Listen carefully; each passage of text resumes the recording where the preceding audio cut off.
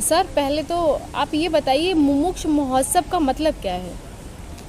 गत कई वर्षों से जब से मैं यहाँ शाहजहाँपुर मोक्ष आश्रम का दायित्व संभाला है, तभी से मोक्ष आश्रम की गतिविधियों को, मोक्ष आश्रम के कार्यकलापों का प्रचार प्रसार करने के लिए जी। प्रतिवर्ष 25 फरवरी से लेकर 3 मार्च तक, 25 फरवरी मेरे गुरु जी श्री स्वामी धर्मानंद महाराज का निर्वाण दिवस है और 3 मार्च मेरा जन्म दिवस है।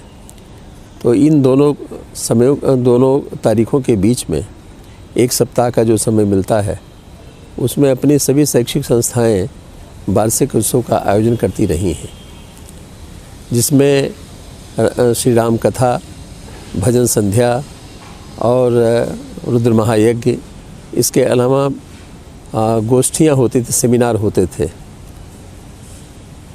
पीछे विगत 2-3 वर्षों से जब से लॉकडाउन हुआ, इस काम में शिथिलता आई थी और वो उस पैमाने पर आयोजित नहीं हो पा रहे थे जिस पैमाने पर आयोजित हुआ करते थे।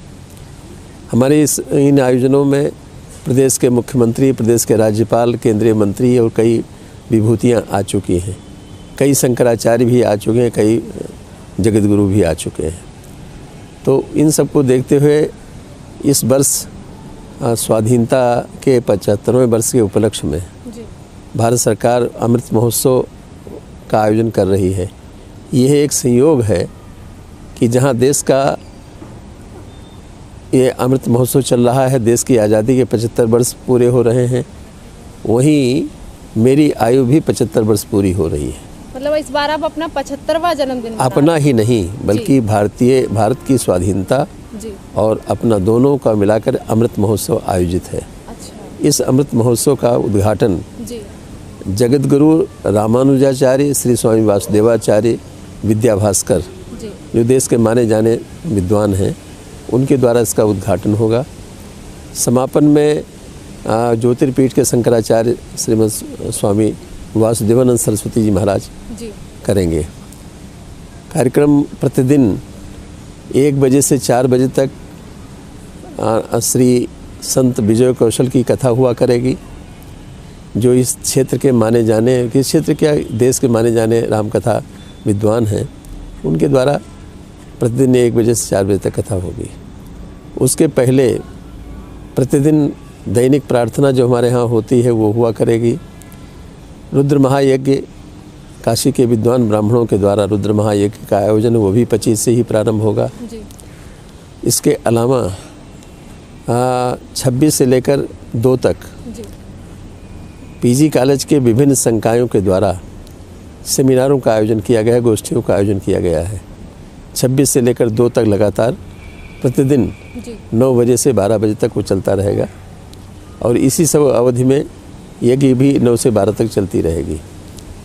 क्या किसी तरह से आप कोई कल्चरल प्रोग्राम भी अपने कॉलेज से करा रहे हैं? बता रहे हैं। 1 बजे से 4 बजे तक कथा होगी और शाम को 7 बजे से हमारे विभिन्न विद्यालयों के बच्चे सांस्कृतिक संध्या प्रस्तुत करेंगे, जिसमें गीत, संगीत, नाटक, प्रहसन सब कुछ होगा। प्रतिदिन शाम को 7 बजे से 9 बजे तक।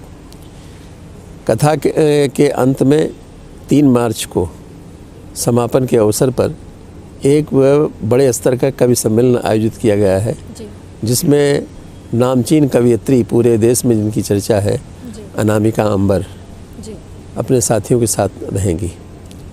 तो इस प्रकार गीत, संगीत, काव्य पाठ, कथा, श्रीमद् भागवत, वो रामचरितमानस की कथा और रुद्र महायज्ञ आदि का आयोजन होगा, जिसमें देश प्रदेश के कई संत महात्मा और नगर के लोग हिस्सा ले रहे हैं।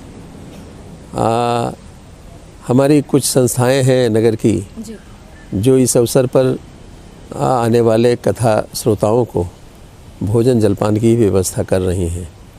तो इस तरह से संपूर्ण आयोजन 25 प्रारंभ होकर 3 मार्च तक सवेरे 7 बजे से लेकर रात के 9 बजे तक चलेगा।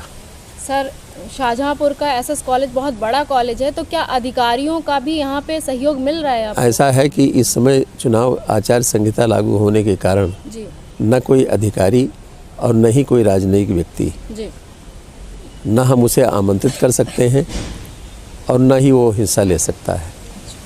और इस पर संबंध में मैं प्रदेश के राज्यपाल से मिला था। जी राज्यपाल ने इच्छा व्यक्त की थी यहाँ आने की, वो हमारी पूर्व परिचित हैं, लेकिन उन्होंने कहा कि स्वामी जी मैंने विधिक जानकारी ली है, जब तक आचार संहिता चल रही है तब तक मैं किसी सार्वजनिक सभा को संबोधित नहीं कर सकती हूँ, इसलिए मेरी मजबूरी है, इस समय तो नहीं आ पाऊँगी, आगे कभी देखेंगे। अच्छा, बहुत बहुत धन्यवाद सर आपका। तो अभी हमारे साथ थे स्वामी चिन्मयानंद जी, जो अपना जन्मदिन 75वां जन्मदिन मनाने जा रहे हैं और एक महोत्सव जो 25 फरवरी से लेकर 3 मार्च तक चलेगा।